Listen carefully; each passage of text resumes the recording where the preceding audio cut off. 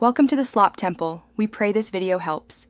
In this video, I will show how to make donuts Emma's goodies step by step. Start by gathering all ingredients and tools on a clean counter.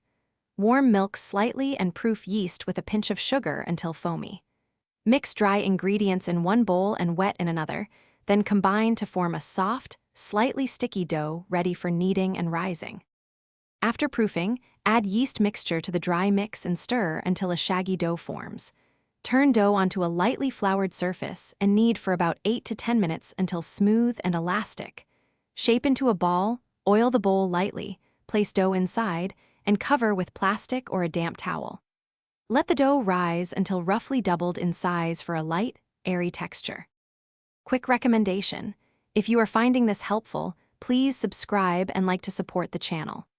On another note, upgrade your clean game with the Shark AI Ultra Robot Vacuum. It has voice control and keeps floors donut crumb-free without you lifting a finger, making setup and cleanup effortless. Check the description for the link and other deals I find. Now let's get back to the video.